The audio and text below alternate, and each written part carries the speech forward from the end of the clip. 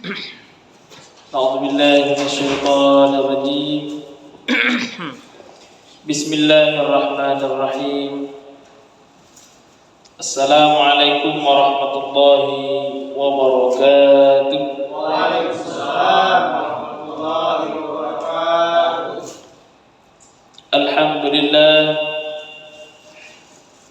الحمد لله رب العالمين وبه نستعين على أمور الدنيا والدين.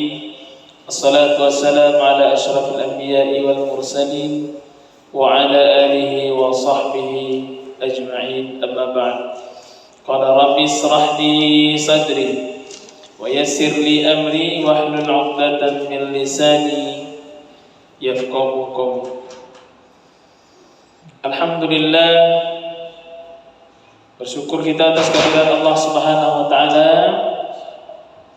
Pada malam hari ini kita masih diberikan kesempatan untuk sama-sama menikmati indahnya iman, indahnya Islam, sehingga tak berat langkah kaki kita menuju ke masjid ini untuk menjalankan kewajiban kita, yakni menjalankan ibadah salat Fardhu Maghrib. Alhamdulillah dapat kita laksanakan secara berjamaah. Mudah-mudahan Allah lipat gandakan pahala untuk kita semua. Manisnya iman. Kenapa demikian? Karena ketika kita sudah bisa merasakan manisnya iman, maka apapun yang kita lakukan dalam hal ibadah maka akan kita lakukan dengan penuh keikhlasan, karena orang sudah merasakan manisnya iman. Orang yang sudah merasakan nikmatnya iman dalam hal salat, sekalipun ketika dia katakanlah belum sempat melaksanakan salat, maka ada perasaan yang tidak enak di dalam hatinya sebelum salat itu terlaksana atau tertunaikan, maka itulah orang yang merasakan manisnya iman. Maka bisa dikatakan orang itu belum merasakan manisnya iman bila mana dia melakukan atau meninggalkan amal ibadah, dalam hal ini misal salat, lalu tertinggal sekali salat atau terlambatlah dia salat, maka dia biasa-biasa saja, bahkan menganggap itu hal-hal yang wajar. Maka orang seperti inilah, atau jika kita merasakan hal yang seperti itu, maka bisa dikatakan kita belum merasakan manisnya iman. Salawat dan salam semoga senantiasa tercurahkan buat junjungan kita Nabi besar Muhammad sallallahu alaihi wasallam, yang sangat kita harapkan syafaatnya di yaumil qiyamah nanti, di yaumil akhir nanti. Mudah-mudahan kita selalu bersama dengan Rasulullah sallallahu alaihi wasallam. Allahumma shalli ala sayyidina Muhammad wa ala ali sayyidina Muhammad. Bapak-bapak, ibu-ibu, saudara kaum muslimin jamaah Fardhu Maghrib yang dimuliakan oleh Allah Subhanahu wa taala. Khalifah Umar ibn al-Khattab pernah satu ketika masuk ke dalam kebunnya. Dia punya usaha yang luar biasa banyak ya. Jadi sahabat-sahabat Nabi itu, bapak-bapak, mereka dakwah ya, mujahid ya, strategi perang luar biasa. Tetapi di samping itu juga mereka, banyak di antara mereka yaitu mengikut jejak Nabi sebagai pengusaha. Karena Nabi itu adalah seorang pedagang. 27 tahun lamanya Nabi sallallahu alaihi wasallam mencari pundi-pundi uang. Artinya Nabi pengusaha yang sukses gitu. Sehingga jejak Nabi ini diikut oleh banyak sahabatnya. Di antara sahabatnya itu adalah Umar bin Khattab. Dia punya kebun kurma yang sangat luas. Suatu ketika dia masuk ke dalam kebun kurmanya ini untuk melihat-lihat, ya katakanlah kalau orang hari ini memonitoring kebunnya itu, sampai terlewat waktu sholat asar. Ketika dia keluar dari kebun, karena begitu rindangnya kebun itu, keluar dari kebun ini melihat sahabat-sahabatnya yang lain sudah keluar dari masjid. Lalu dia bertanya kepada sahabat ini tadi, ini kok ramai-ramai, kemanakah gerangan ini? Mari kita sama-sama melaksanakan sholat asar berjamaah. Kata sahabatnya, wahai Umar bin Khattab, sesungguhnya kami baru saja selesai. Baru saja selesai melaksanakan sholat berjamaah. Engkau dari mana saja? Kok ketinggalan? Kok tidak berjamaah? Lalu Umar katakan saat itu juga kebun kurmanya itu dijualnya Pak. Kenapa? Karena konsep Umar bin Khattab dalam hal harta itu adalah harta yang membawa berkah, itu adalah harta yang mendekatkan diri kepada Allah Subhanahu wa taala, yang menjadikan pemiliknya semakin dekat kepada Allah Subhanahu wa taala. Nah, itu harta yang berkah. Harta yang tidak berkah itu adalah dengan harta itu justru menjauhkan pemiliknya dari Allah Subhanahu wa taala. Pekerjaan yang berkah itu juga dengan pekerjaan itu semakin mendekatkan kita kepada Allah Subhanahu wa taala. Pekerjaan yang tak berkah itu apa?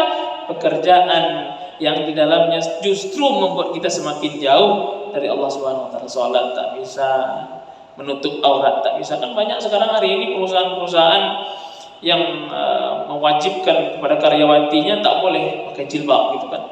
Ya mungkin di Bangkalan Kerinci mungkin belum ada, kalaupun ada itu mungkin yang kecil-kecil saja, terselesaikan oleh tokoh-tokoh kita. Tapi di luar sana banyak perusahaan-perusahaan yang buat aturan yang tak boleh memakai pakaian yang syar'i, berjilbab dan lain sebagainya. Maka itu kaitan dengan manisnya iman.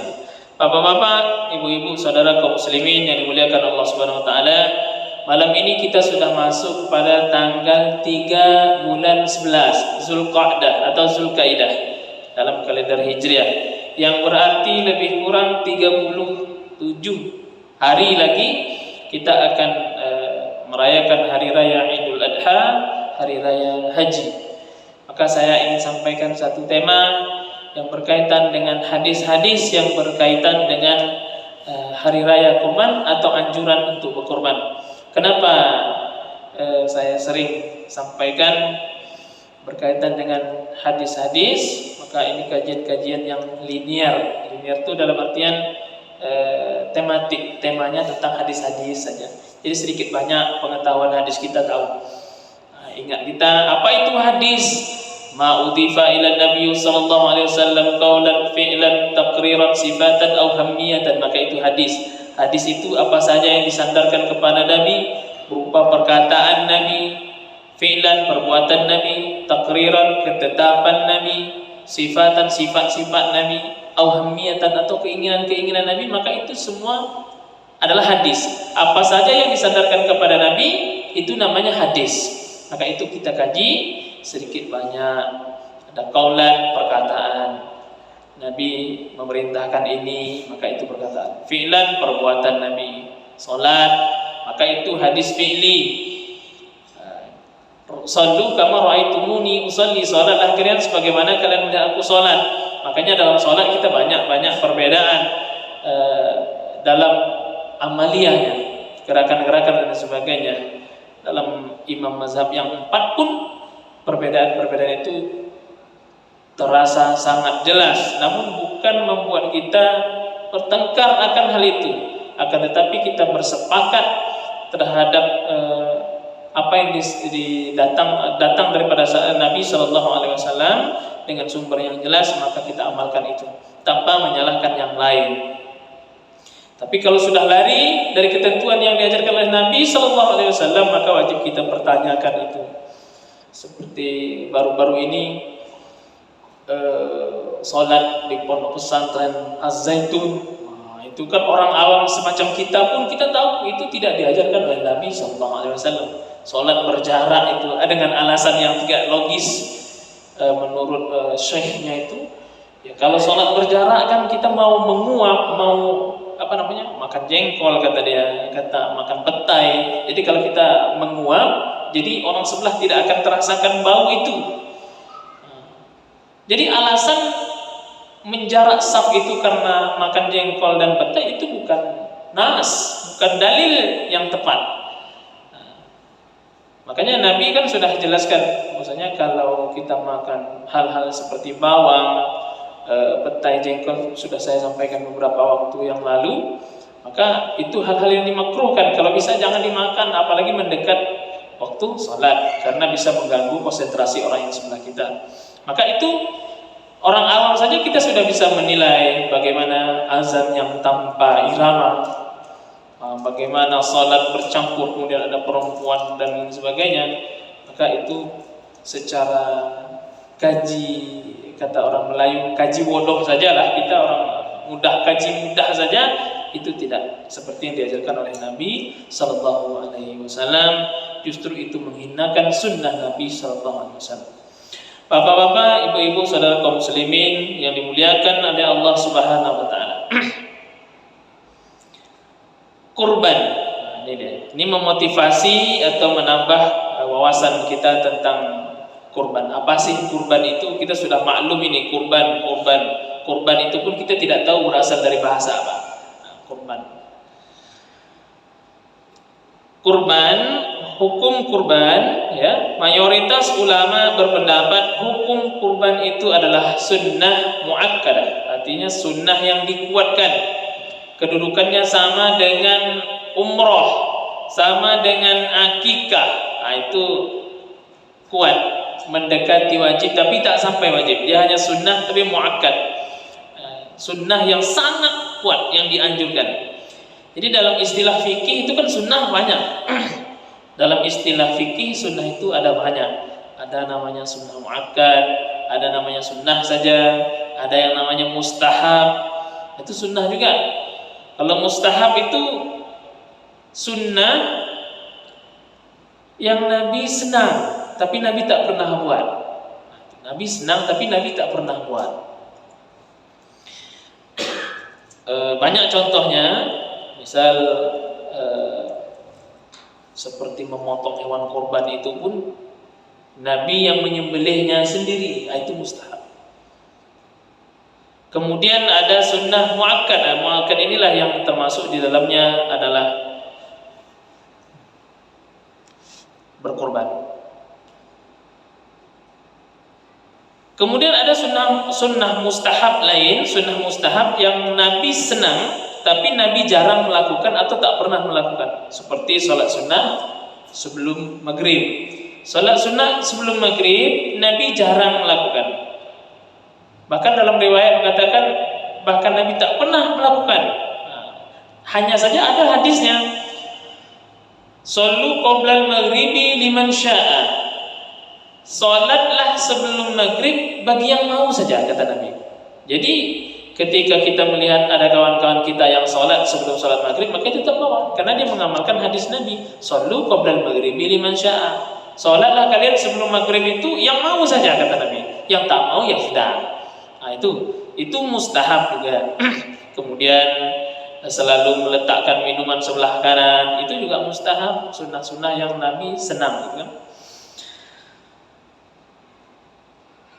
Kemudian sunnah yang lain, puasa Senin Kamis, minum sambil duduk dan lain sebagainya. Maka itu adalah sunnah, bagian dari sunnah. Sunnah itu sangat luas, jadi bapak-bapak.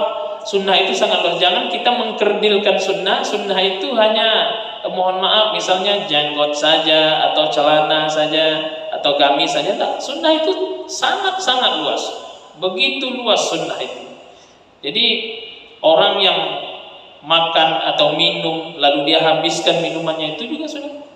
Banyak orang yang hari ini minum tak habis, Pak.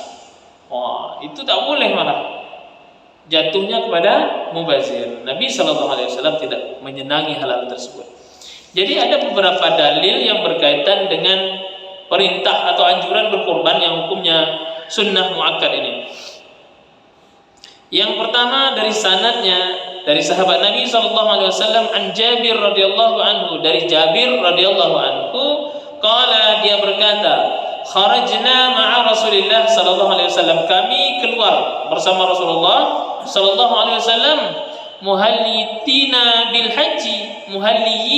haji, di saat kami sedang ihram melaksanakan haji. Jadi kami keluar bersama Nabi di saat kami melaksanakan haji. Fa'amarana, kemudian Nabi memerintahkan kepada kami, an nustarika fil ibili, agar kami patungan, bersyirikat, fil ibili, dalam seekor unta, wal baqari, dan sapi, kulla sab'atin minna fi badanatin, setiap 7 orang di antara kami, fi badanatin, dalam ibadah korban. Jadi Nabi memerintahkan kepada, ini dalil pertama, Nabi memerintahkan kepada Jabir dan sahabat-sahabatnya untuk patungan 7 orang membeli 1 ekor sapi atau 1 ekor unta berkurban. Maka inilah dalil utama bahwasanya 1 ekor sapi bisa untuk 7 orang, tapi boleh 1 orang 1 sapi. Itu lebih baik lagi. Ini kan untuk memudahkan, karena Islam itu memudahkan. Jadi tak sanggup beli sapi sekarang yang harganya mahal, ya patungan 7 orang. Kemudian kalau ada orang kaya dia sendiri 1 orang boleh, ya boleh. Banyak hari ini yang nilai tetap dicatat oleh Allah Subhanahu wa taala, tapi Allah alam apakah itu diperhitungkan kita tidak tahu, tapi nilainya mungkin sosial saja, seperti kurbannya PT RPP kan. Banyak orang bertanya itu, Pak, bagaimana hukumnya PT RPP yang kurban? Membawa nama siapa gitu kan. Jadi ini sosial saja. Kalau dikasih ambil, jangan tak terima. Itu kan banyak ambil manfaat, azas manfaatnya saja. Karena kalau untuk berbuat baik itu kan tak menunggu siapapun boleh berbuat baik. Mengenai diterima atau tidak itu urusan Allah Subhanahu wa taala, kita tidak tahu. Banyak yang mengambil manfaat itu seperti di Masjid Yunus, masjid di terusan bawah itu, alhamdulillah setiap tahun biasanya dapat itu. Bapak-bapak, ibu-ibu yang dimuliakan oleh Allah Subhanahu wa taala, itu dalil yang pertama. Kemudian dalil yang kedua datang daripada sahabat Nabi sallallahu alaihi wasallam, Anas bin Malik, qala Rasulullah sallallahu alaihi wasallam, "Man wajada sa'atan wa lam yudhi fala yaqrabanna musallana aw masjidana." Kata Nabi sallallahu alaihi wasallam, siapa wajada yang mendapati sa'atan, waktu, kesempatan, harta yang lebih, artinya siapa yang memiliki harta berlebih, begitulah bahasa mudahnya. Walam yutahi, tapi dia enggan, tak mau dia berkurban. Banyak alasan orang hari ini tidak berkurban. Kemarin sudah katanya, tahun kemarin sudah. Fala yaqrabanna musallana aw masjidana, maka jangan sekali-kali dekat ke masjid kami. Ini kalau kita amalkan, kita terjemahkan secara tekstual hadis, ini sebetulnya ancaman, Pak. Siapa yang punya kemampuan tapi tak mau berkorban, jangan dekat-dekat ke masjid. Jangan dekati tempat sujud kami, kata Allah Subhanahu wa taala. Ini artinya bermakna semacam ancaman, tapi tidak justru kemudian menjadikan korban ini menjadi wajib, tidak. Karena yang namanya hukumnya sunnah sampai kapan pun tak akan berubah, dia menjadi wajib. Begitu juga wajib tak akan berubah hukumnya menjadi sunnah, kecuali ada dalil-dalil naqli, dalil-dalil yang kuat yang menunjukkan perubahan statusnya, seperti sholat Jumat bisa menjadi sunnah apabila di hari itu jatuh hari raya. Dia wajib ya, Pak, tapi jatuh dia jadi sunnah saja. Maka ada dalil yang, tapi kalau kemudian itu orang kaya tak mau dia berkurban, berdosa dia, enggak, karena kurban itu wajib bagi dia, enggak. Sampai kapanpun mau kaya atau miskin dia, kurban itu tetaplah sunnah muakkad. Tapi ancaman Allah Subhanahu wa taala, orang yang punya rezeki lebih, kemampuan lebih, walam yudahi, tapi dia tak mau berkurban, fala yaqrabanna masjidana, maka jangan dekati masjid kami. Kemudian itu dalil yang kedua. Dalil yang ketiga, Al-Kautsar ayat 2, fasalli li rabbika wanhar. Ini pun ada awalnya, inna a'tainakal kautsar, masih paralel dengan hadis pertama tadi. Yang punya kemampuan, kalau dalam ayat ini disebutkan inna a'tainakal kautsar, kami sudah bagi engkau nikmat yang banyak. Maka dengan nikmat tadi engkau bersyukurlah kepada Allah dengan fasalli li rabbika wanhar, dirikan salat dan berkorbanlah. Kenapa? Karena Allah dah berikan kita rezeki yang banyak. Namun banyak di antara kita yang berdalih begitu, Pak. Banyak kebutuhan, terutama yang mohon maaf kepada bapak-bapak, saudara-saudara yang merokok, barangkali sehari habis sanggup menghabiskan 25.000 untuk sempurnanya setiap hari, maka sudah berapa dikalikan 1 tahun. Sementara untuk harga kurban mungkin 3 juta saja, lebih kurang ya. 27. Tapi kalau kita kali-kalikan seperti itu, memang dia tidak dapat, Pak. Karena kurban itu masalahnya bukan berkaitan dengan rokok tadi, tidak, tapi berkaitan dengan hati. Orang yang ingin berkurban maka dia akan berusaha untuk itu.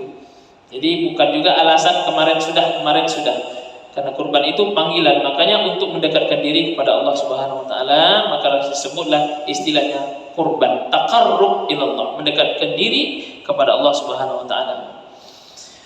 Bentuk syukur kita. Kenapa demikian? Kambing atau sapi itu analogi mudah saja. Allah hanya berikan satu nikmat makanan berupa rumput, mulai dia lahir sampai dia mati. Hanya itu saja. Bajunya pun begitu dia lahir hitam putih sampai dia disembelih orang, itulah warnanya. Artinya dia ketika dihadapkan dua pilihan, rumput satu gerobak atau duit satu gerobak, maka dia tetap pilih rumput. Kenapa? Karena dia merasa nikmat yang besar bagi dia itu tetap rumput. Padahal kalau dia diberi pikiran seperti manusia, maka dia akan pilih duit segerobak. Karena dengan duit segerobak dia bisa beli rumput sekabupaten. Kan? Tapi itulah dia. Tapi makanya Allah tidak bebankan kepada makhluk-makhluk selain manusia, jin, seperti kambing, sapi. Allah tak bebankan syariat kepada mereka karena nikmat yang mereka terima tidak sebanyak manusia. Itu dia, Pak, kaji mudahnya. Kenapa manusia dibebankan syariat? Harus salat dia, harus puasa, harus zakat dia. Karena dia manusia ini adalah makhluk yang paling banyak menerima nikmat dari Allah Subhanahu wa taala. Dari makan saja, mulai dari yang hidup, yang mati, semua pun habis dimakan manusia. Maka tak salah ketika Allah membebankan syariat itu kepada kita, lalu Allah berikan kita rezeki yang banyak, lalu kita syukuri nikmat itu dengan bentuk berkorban, mendekatkan diri kepada Allah Subhanahu wa taala. Fasholli li rabbika wanhar. Dirikan salat untuk Tuhanmu, wanhar, dan berkorbanlah. Kemudian dalil yang keempat datang daripada sahabat Nabi, sahabat kecil Nabi, Anas bin Malik, pembantu Nabi, 10 tahun membantu Nabi. Saya ulangi terus nih biar ingat kita. Ibnu Mas'ud, sahabat Nabi juga, sahabat sandal Nabi. Kemana Nabi pergi, dia sudah sediakan sandal. Anas bin Malik, sahabat Nabi. Nabi mau ambil wudu, dia datang bawakan air. Inilah Anas bin Malik, sahabat kecil Nabi sallallahu alaihi wasallam, pemegang rahasia Nabi juga. Dari Anas bin Malik radhiyallahu anhu, dia berkata, dia berkata, Dhahi Rasulullah sallallahu alaihi wasallam. Nabi sallallahu alaihi wasallam itu berkurban bikabsyaini, dengan 2 ekor kibas, 2 ekor kambing, amlakaini aqranina, yang dah tumbuh tanduknya. Itu menjadi syarat mutlak, ya, bukan menjadi syarat mutlak, tapi syarat kalau berkurban itu sudah cukup umur. Begitu, Pak. Kalau kambingnya sudah cukup umur, dah sempurna giginya, artinya giginya tidak ada yang tanggal-tanggal, ompong, tidak sakit, tidak cacat. Kemudian dah tumbuh tanduknya minimal amlahaini aqranina, tanduknya sudah tumbuh kedua-duanya, kata Anas bin Malik. Ra'aituhu, aku melihat Nabi sallallahu alaihi wasallam yadbahuhuma, menyembelih 2 ekor kambing ini tadi, biyadihi, langsung dengan tangannya. Itu seafdol-afdolnya berkorban. Kalau kambing, Pak, ya. Kalau sapi kan agak payah, mungkin 7 orang yang megang pisaunya. Itu Nabi buat sendiri. Kalau kita hari ini orang yang sembelihkan. Kalau kita kaji-kaji kepada hal yang tak pernah dibuat Nabi, itu tak jumpa dia, Pak. Karena hari ini kurban kita tak pernah dibuat Nabi. Apa itu? Menyembelihnya. Nabi kurbannya dia sendiri yang sembelih. Tapi ada hadis lain, kata Nabi, kalau bisa lihat hewan kurban kita, katakanlah sapi, maka kita tengok sapi itu sapi kurban kita 7 orang, katakan seperti itu. Kalau kambing, kalau bisa kita yang menyembelih itu sunnah afdolnya. Tapi kalau tak bisa orang lain, karena menyembelih ini pun butuh keahlian. Allahu a'lam bishawab, saya pun tidak tahu ilmu teknik-tekniknya, yang sebagian orang katakan harus tahan nafas, selalu keluar nafasnya baru disembelih karena nanti baunya amis. Saya tidak terlalu meyakini itu, tapi saya menemukan perbedaannya. Sering diundang orang untuk baca, katakanlah doa akikah. Ada kambing di satu tempat rasanya enak, baunya bagus. Di satu tempat lagi rasanya enak, tapi baunya kuat. Kata orang itu teknik penyembelihannya. Perlu ada penelitian lanjut untuk membuktikan itu bagaimana, kan? Tapi memang ya Pak, ada satu tempat saya memimpin doa akikah 4 ekor kambing, tapi bukan saya yang menyembelih karena saya memang belum berani. Sampai ke rumah yang dibekalkan ke saya 4 kotak, tidak bisa dimakan karena baunya luar biasa. Itu ilmu menyembelih pun kita harus mesti pelajari. Kalau orang Malaysia, JAKIM, Jabatan Kemajuan Islam Malaysia, atau MUI kalau orang Indonesia. Kalau di Malaysia itu rumah potongnya tak sembarang bersertifikat. Kalau kita kan yang punya keberanian silakan. Kalau di Malaysia tidak, karena saudara-saudara saya banyak juga orang Malaysia, jadi tak boleh sembarangan itu. Bahkan penceramah di sana pun bersertifikat di Malaysia. Tak boleh ceramah-ceramah bebas, itu tidak boleh. Khutbahnya satu negeri, katakanlah negeri Johor, itu semua sama. Kok bisa tahu? Ayah saya bolak-balik ke Malaysia, kerja di Malaysia aja. Jadi khutbahnya sama. Masjid di sini dengan masjid ini semua sama. Itu. Bapak-bapak yang dimuliakan oleh Allah Subhanahu wa taala, ra'aituhu yadbahuhuma, saya melihat, kata Anas bin Malik, Nabi menyembelih kambingnya ini tadi biadihi, sendiri dengan tangannya, wasamma wa kabbara, seraya menyebut nama Allah Subhanahu wa taala atau mengucapkan takbir. Nah, bapak-bapak, ibu-ibu yang dimuliakan oleh Allah Subhanahu wa taala, balik lagi kita kepada hukum sunnah, hukum daripada kurban ini tadi.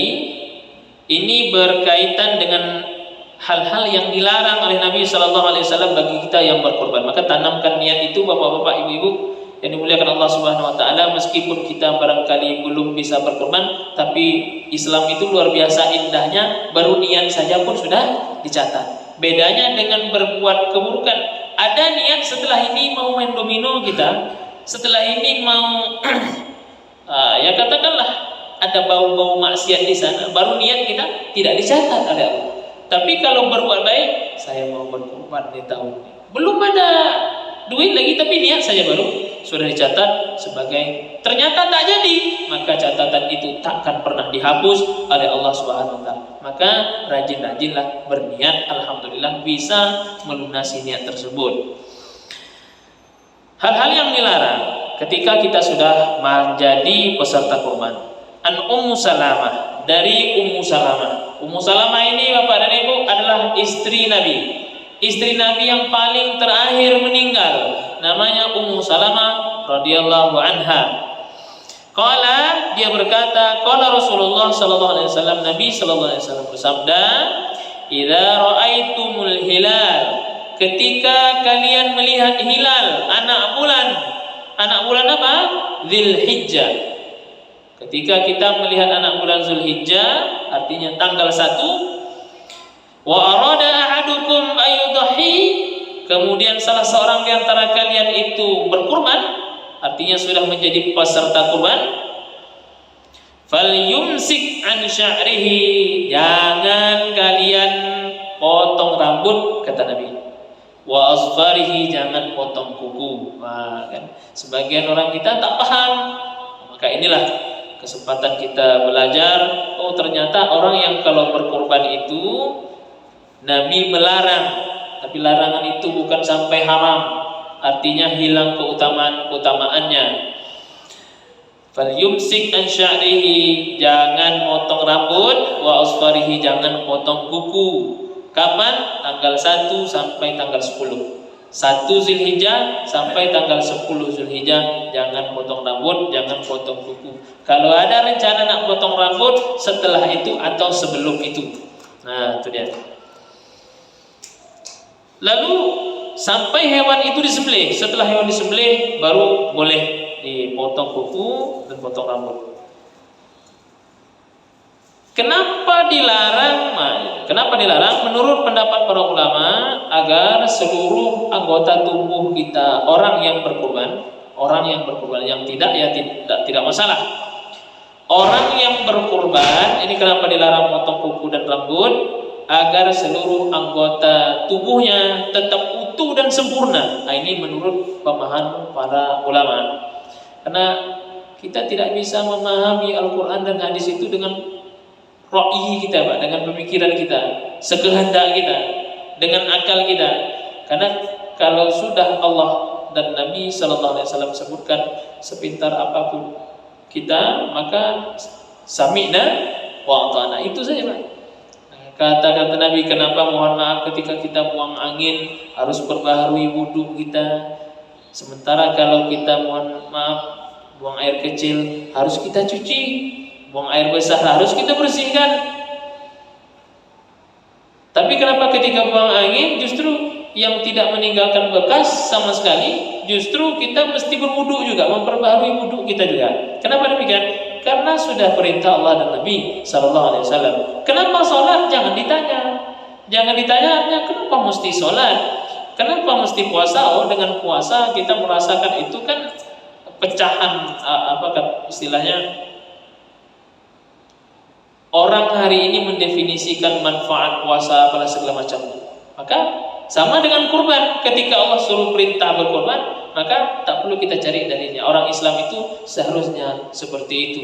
Dulu ada kisah perdebatan antara orang non-Muslim dengan orang Islam mengenai kenapa babi itu haram. Di sini terjadi perdebatan yang luar biasa. Orang Islam ini itu minim ilmu. Orang Islam yang ditanya ini kebetulan minim ilmu pula, sehingga dia cari alasan. Karena babi itu banyak cacing pitanya, karena babi itu makannya jorok, maka kemudian orang Islam tak boleh makan babi. Kenapa? Karena takut kelakuannya seperti babi. Itu kan alasan-alasan yang kemudian muncul, yang sama sekali Nabi tidak menjelaskan. Kalau Allah katakan hurrimat alaikumul maitata waddama walahmal khinzir, Allah haramkan bagi kalian makan darah, bangkai dan daging babi, maka tak perlu kita cari-cari lagi alasan. Kenapa? Bertanya kenapa? Yang membuat Allah mengutuk orang Israel itu kenapa? Karena banyak tanya. Umat Nabi Musa itu umat yang paling banyak tanya. Ketika Allah suruh berkorban dengan seekor sapi, lalu dia bertanya kepada Nabi Musa, sapinya warna apa, bertanduk atau tidak, kecil atau kurus. Nah, itu kan orang Yahudi yang banyak tanya. Maka kita ketika itu perintah datang dari Allah Subhanahu wa taala, tak perlu banyak tanya kenapa. Tapi tidak menutup kemungkinan ya definisi-definisi atau keterangan-keterangan untuk mendekatkan diri kepada Allah, untuk pengajaran, untuk meningkatkan kualitas ibadah kita, meningkatkan iman kita juga tidak masalah. Karena Nabi Ibrahim pun pernah bertanya, bagaimana engkau menghidupkan sesuatu yang sudah mati? Lalu kata Allah Subhanahu wa taala, apakah engkau tidak beriman?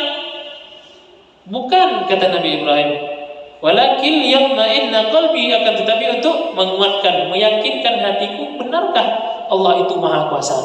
Lalu dalam surah Al-Baqarah Allah suruh kepada Nabi Ibrahim untuk mengambil beberapa ekor burung, lalu burung itu dipotong-potong menjadi daging-daging halus, lalu diletakkan di beberapa tempat yang berbeda, kemudian panggil, kemudian burung-burung itu datang dengan cepat. Nah, itu dalam surah Al-Baqarah untuk meyakinkan hati kita, maka tidak masalah. Nah, bapak-bapak, ibu-ibu yang dimuliakan oleh Allah Subhanahu wa taala, itulah kemudian kenapa tak boleh kita potong kuku dan potong rambut, agar seluruh anggota tubuh kita ini sempurna, sehingga anggota tubuh yang kita korbankan dengan ibadah korban itu akan terbebas, terhindar daripada api neraka. Bapak-bapak, ibu-ibu yang dimuliakan oleh Allah Subhanahu wa taala, kemudian waktu penyembelihan ini sudah sepakat para ulama, hari-hari tasyrik ada tanggal 10, 11, 12, 13. Hari-hari itulah yang kita disunnahkan untuk bertakbir sebanyak-banyaknya. Setiap sholat 5 waktu itu bagus. Kemudian di hari-hari itu juga diperbolehkan, tak sempat motong tanggal 10, tanggal 11, 12, 13. Hari tasyrik itu juga kita diharamkan berpuasa. Banyak orang yang tak paham hari ini, sehingga perbedaan-perbedaan dalam menyembelih tanggal itu pun menyembelih hewan pada tanggal yang berbeda. Banyak masyarakat kita yang awam. Kita ini Pak, Indonesia ini negara yang sangat besar dengan latar belakang suku yang berbeda-beda, pemahaman agama pun yang berbeda-beda. Di kota alhamdulillah Pak, kajian-kajian ini sering. Di kampung-kampung di kampung-kampung macam di Penyalai, kampung saya itu masih banyak orang yang kalau mandi junub atau katakanlah perempuan yang ingin mandi karena haid, itu masih wajib mengumpulkan bunga-bungaan 7 warna dari sumur yang berbeda. Itu masih ada Pak, pemahaman seperti itu. Belum lagi pemahaman syirik yang luar biasa. Kalau tak ada kajian-kajian yang mencerahkan seperti ini, mungkin mereka akan seperti itu selamanya. Maka tugas kita lah untuk merubah itu semua. Orang di sana sebagian masih ada, termasuk ayah saya, kalau mau buat rumah itu kepala kambing itu Ustaz. Kepala kambing ditanam, bukan dimakan. Kalau dimakan enak juga ditanam. Nah, saya kecil-kecil dulu nengok sajalah kepala ayam. Waktu itu kami buat kedai kecil di depan rumah baru, rumah untuk kedai, ditanam kepala ayam. Kemudian diikat buah nanas, buah mangga, atau buah apa di atas itu. Nah, itu kan perbuatan-perbuatan yang itu yang bid'ah, itu jauh dari tuntunan Nabi Sallallahu Alaihi Wasallam. Kalau kita yakin, maka tidak ada itu. Nah, itu yang perlu kita perbaiki. Kan mubazir, nanasnya, pisangnya di atas, itu kan, nah, itu mubazir. Tapi secara perlahan, karena kalau kita secara keras, mereka lebih keras lagi, bahkan lebih keras dari kita. Agama kita beda katanya. Nah, itu yang payah, tak peduli lagi. Selanjutnya hadis berikutnya, An Anas bin Malik radhiyallahu anhu, dari Anas bin Malik radhiyallahu anhu, dia berkata, qala Nabi sallallahu alaihi wasallam, dari Nabi sallallahu alaihi wasallam, Nabi berkata, man dzabaha, siapa yang menyembelih qabla salat, sebelum salat. Artinya sebelum salat Idul Adha itu terselenggara, dia dah menyembelih dulu. Fa innama dzubiha li nafsihi, maka sama dia dengan menyembelih tapi untuk dirinya sendiri, bukan untuk berkorban. Wa man dzabaha ba'da shalah, siapa yang menyembelih hewan kurban setelah salat Idul Adha terlaksana, faqad tamma nuskuhu, maka sempurnalah ibadah kurbannya, wa dhaba sanatal muslimin, dan dia telah melakukan sunnah kaum muslimin semuanya. Hadis riwayat Imam Bukhari. Maka adab-adab kita dalam melakukan hewan kurban, yang pertama, melakukannya dengan baik, memperlakukan hewan kurban itu dengan baik. Jangan dipukul, jangan bahkan haram hukumnya kalau yang pakai apa itu, strum ya, tembak pingsannya, itu tak boleh. Karena menyembelih hewan kurban itu hewannya harus sadar, bukan pingsan. Makanya penyembelihan di Brazil apa segala macam itu kan ditembak dulu Pak, dengan distrum kepalanya, pingsan, sembelih. Kadang tak sembelih, karena ini Brazil itu main lempar saja. Kalau kita lihat di video itu kan, di India juga Pak. Nah, India itu kan Hindu tak boleh makan sapi, tapi negara pengekspor sapi terbesar dunia India. Nah, itu mesti kita paham. Jadi memperlakukan hewan kurban dengan baik, dielus-elus apa segala macam, dikasih makan ya. Jangan kita menyakiti, memukul. Banyak orang hari ini yang secara kasarnya memperlakukan, dipukul pakai cambuk apa segala macam, maka itu tak boleh. Kemudian adab-adabnya berikutnya adalah membaca bismillah, kemudian menyenangkan hewan kurban, tajamkan pisau. Nah, kita dah faham semua itu, tajamkan pisau. Kemudian ketika menyembelih, ini sunnah-sunnahnya ketika menyembelih, jangan biarkan hewan yang disembelih itu, ketika dia disembelih, hewan lain melihat, maka dipasang spanduk. Itulah kenapa orang kita kasih dedaunan itu Pak, daun nangka atau apa itu yang bisa menutup darahnya muncrat. Maka kalau bisa spanduk atau kain, biar yang lain tidak bisa lihat.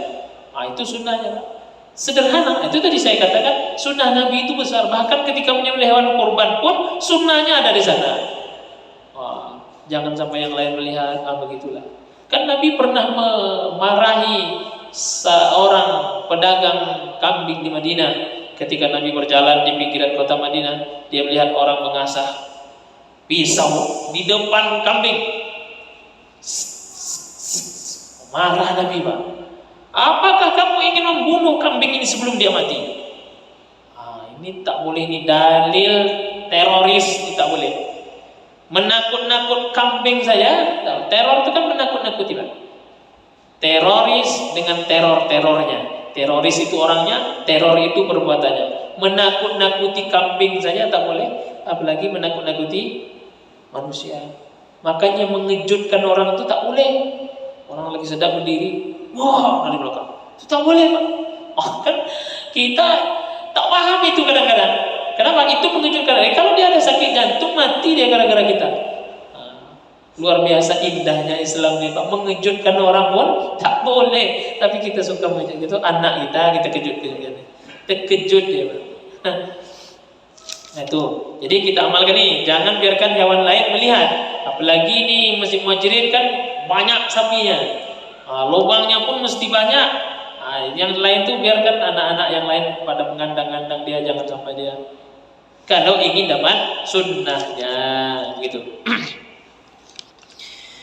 Bapak-bapak, ibu-ibu yang dimuliakan oleh Allah Subhanahu wa taala, kurban dzubiha hayawanin mahsusin biniyatil qurbati fi waqtin mahsusin. Karena kurban itu adalah menyembelih hewan mahsusin yang khusus, hewan yang telah ditentukan. Ayam tak bisa, ikan tak bisa, khusus kambing, kerbau, sapi, unta dan seterusnya. Biniyatil qurba, dengan niat kurban, fi waqtin maksusin, di waktu yang ditentukan pula. Itulah pengertian kurban. Ya, syaratnya hewannya ditentukan, waktunya pun ditentukan.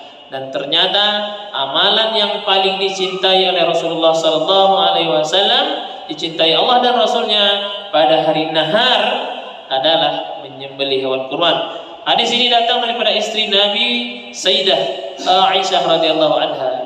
Siti itu sebetulnya kurang tepat, Pak. Tetapi tidak salah gitu kan.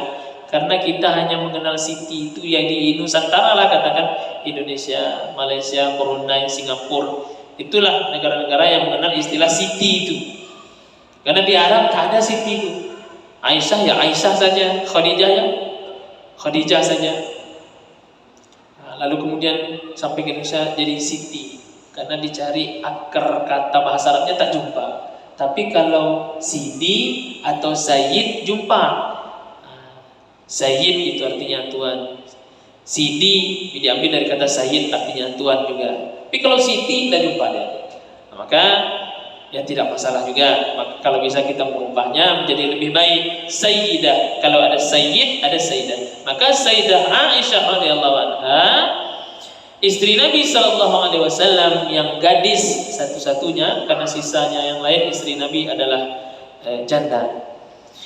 Qalat, dia berkata, qala Rasulullah SAW, Nabi SAW bersabda, ma amila ibni Adam, tidak ada amalan anak Adam, yauman nahar, pada hari nahar, hari raya kurban, ahabbu ilallah, yang paling dicintai oleh Allah, min irabatid dam, kecuali mengocorkan darah hewan kurban. Menumpahkan darah hewan kurban itu amalan yang paling dicintai oleh Allah pada hari raya Idul Adha. Yang paling dicintai oleh Allah adalah irabatid dam, menumpahkan darah hewan kurban. Hadis riwayat Imam Al-Hakim.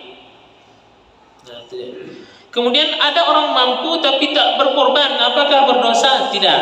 Kenapa? Karena prinsipnya sunnah tak akan pernah berubah menjadi wajib. Maka salah jika ada orang yang berkata ini sunnah yang wajib. Karena perkara sunnah tak berubah menjadi. Ada beberapa hadis dhaif, ini yang perlu kita ketahui, yang berkaitan seputar kurban. Yang pertama, Kita dengar ini dari orang tua-tua kita zaman dulu yang mengatakan kamu kalau berkurban nanti hewan kurban jadi tunggangan, bulu-bulunya menjadi pahala, kemudian kuku-kukunya bernilai pahala.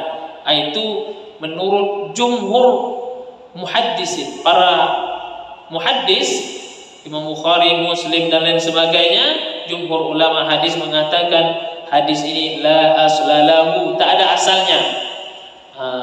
Jadi motivasi kita berkurban jangan berharap setiap helai bulu ini tadi menjadi pahala, enggak.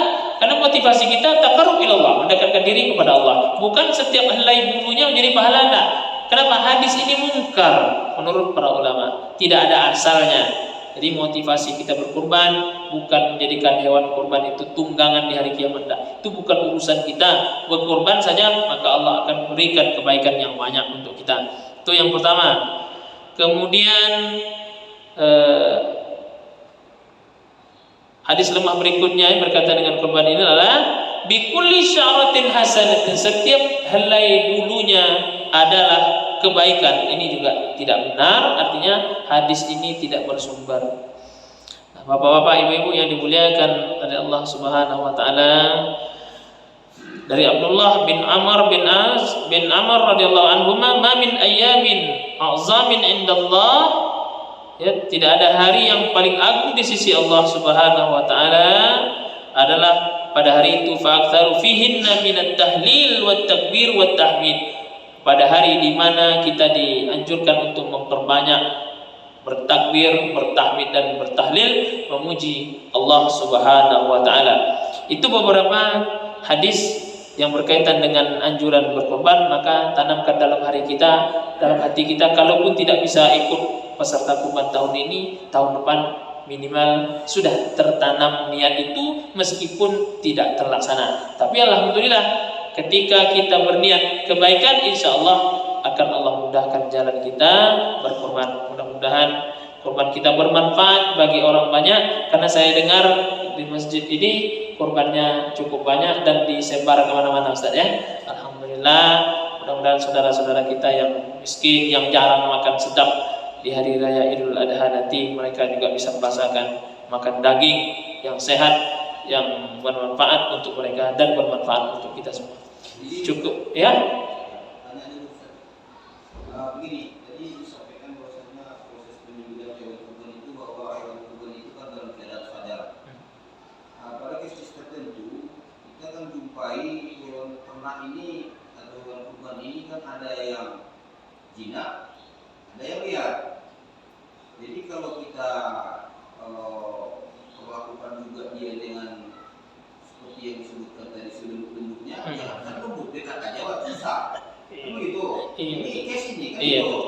Nah, lalu opsi yang muncul itu kita tutup matanya, contoh seperti kerbau. Cara untuk menjinakkan kerbau ini supaya dia tidak frontal itu kita tutup matanya. Lalu baru kita giring, dia akan mengikut saja sampai kita sembelih.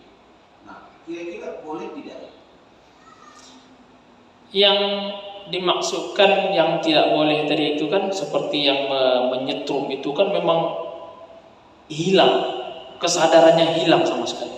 Nah, tapi kalau teknik-teknik itu kita lah yang paham. Jangan sampai pula kerbau itu kemudian membawa mudarat bagi kita, kan juga tidak diinginkan dalam Islam. Dalam artian ketika mata hewan itu tertutup, mata itu teknis saja, tapi sifatnya yang tidak menyakiti atau menghilangkan alamnya lah, alam sadar hewan itu. Seperti lidaruriyah, karena darurat, seperti hewan yang masuk ke dalam kolam, itu kan tidak bisa kita perlakukan dengan lembut lagi karena darurat ini tadi. Maka kita potonglah di dalam itu, diikat ala kadarnya tapi kuat, kita potong. Kan banyak kasus orang menyembelih sapi di dalam kubangan atau di dalam sumur, dia masuk dalam sumur dan sebagainya. Jadi kalau menutup mata itu bukan bagian daripada menghilangkan kesadarannya, Pak. Dan kalau yang setrum tadi, menurut para ulama itu dilarang, penyembelihan dalam Islam yang terlarang dengan menyetrum hewan.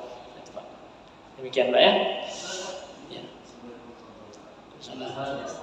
Misalnya kita niat itu akan kita pamit nama istri, kalau kita istri, besok anak, atau mertua. Mama dapat. Ya, sebaiknya gimana Ustaz? Harga semua. Sebaiknya itu udah baik semua, Pak. Udah baik semua. Istilahnya maksudnya, oh tahun ini saya, tahun ini besok istri, besok anak. Tidak apa-apa. Kalau skala prioritasnya, kalau bisa satu keluarga itu kita gilirkan semua. Karena itu tidak ada ketentuan dalam Al-Quran ataupun dalam hadis. Meski kita terus, alhamdulillah. Kalau rezeki banyak, setiap tahun kita berkorban ya bagus, Pak. Tapi kalau tidak, kita itu teknis saja ya, tidak diajarkan sebetulnya. Tidak ada ya, pandai-pandai kita. Ya hari ini, tahun ini Bapak, besok tahun depan istri, ya menyesuaikan dengan kondisi keuangan kita. Jadi kalau skala prioritas bagaimana baiknya, tidak ada bagaimana baiknya, semuanya baik kalau untuk berkorban itu. Bahkan boleh berkorban orang lain. Bapak belum pernah korban, saya korbankan. Masih Pak ya? Cukup sekian, waktu sudah masuk. Terima kasih atas segala perhatian, mudah-mudahan bermanfaat apa yang saya sampaikan untuk kita semua. Minallah musta'an wa ilaihil. Assalamualaikum warahmatullahi wabarakatuh.